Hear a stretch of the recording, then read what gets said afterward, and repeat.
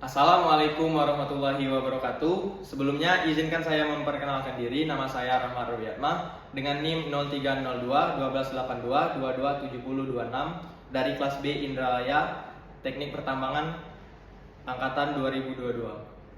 Di sini saya akan menjelaskan tentang tambang terbuka dengan materi metode penambangan. Baiklah sebelum itu saya akan menjelaskan tentang metode penambangan. Jadi penambangan dengan metode tambang terbuka adalah suatu kegiatan penggalian bahan galian seperti batu bara, biji, dan sebagainya di mana para pekerja itu yang berhubungan langsung dengan udara luar. Jadi tambang terbuka atau open pit mining juga disebut dengan open cut mining, metode penambangan yang dipakai untuk menggali mineral deposit yang ada pada suatu batuan yang berada atau dekat dengan permukaan. Kemudian ada keuntungan dari tambang terbuka, yaitu ongkos operasi penambangan per meter kubik atau per tonnya rata-rata lebih rendah. Kedua, pengamatan atau pengawasannya relatif lebih mudah. Ketiga, kondisi kerjanya lebih baik. Keempat, alat mekanis yang ukuran besar dapat lebih leluasa bergerak, maka produksi lebih besar. Kemudian mining recovery rata-rata lebih besar karena batas-batas endapan lebih mudah dilihat, dan relatif lebih aman karena bahaya yang mungkin akan timbul hanya kelongsoran dari tambang terbuka tersebut. Kemudian produksi tinggi, kegiatan eksplorasi lebih mudah, dan terakhir perencanaan lebih sederhana. Dari keuntungan tambang terbuka tadi, terdapat juga kerugian tambang terbuka, yaitu yang ke-1, karyawannya lebih mudah dipengaruhi keadaan cuaca, seperti pengaruh hujan, panas, dan lain sebagainya, yang berpengaruh pada efisiensi. Kalau hujan tidak dapat bekerja sehingga hasil produksi menurun. Yang kedua, dalam penggaliannya terbatas, tergantung pada bentuk endapannya. Yang ketiga, sering melakukannya mixing atau blending atau pencampuran, maka alat-alat akan tersebar sehingga menyulitkan pengaturan alat angkut dan gali, maka pengawasan akan lebih sulit pada masalah pengangkutannya. Yang keempat, adanya kerusakan kesukaran pembuangan tanah penutup atau overburdennya. Yang terakhir, pencemaran lingkungan biasanya relatif lebih tinggi pada tambang terbuka ini. Kemudian dari tambang terbuka ini terdapat beberapa metode penambangan, yaitu yang pertama open pit atau open cut, yang kedua quarry mining, yang ketiga strip mining, kemudian yang keempat alluvial mining atau placer mining, dan yang terakhir itu ada counter mining.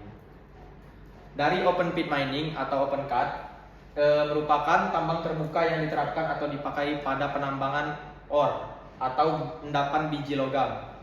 Contohnya nikel, bauksit, tembaga, emas, dan lain sebagainya. Di sini merupakan gambar contoh jenis tambang open pit. Kemudian ada strip mine case, yaitu tambang terbuka yang khusus diterapkan untuk endapan-endapan yang letaknya relatif horizontal atau mendatar, terutama untuk batu bara, dapat juga untuk endapan garam yang mendatar. Contohnya tambang batu bara di Tanjung Enim dan daerah lain sebagainya. Jadi di sini merupakan contoh strip mine case yang dapat kita lihat pada gambar di PowerPoint ini. Kemudian ada tambang quarry, merupakan tambang terbuka yang diterapkan pada endapan mineral non logam atau dan batuan. Contohnya ada granit di Pulau Karimun Riau, ada marmer atau batu gamping di Maros atau di Pangkep, dan batu kapur. Jadi di sini contoh dari gambar quarry mining dapat dilihat pada sebelah kiri dan sebelah kanan gambar. Yang kemudiannya yaitu alluvial mining.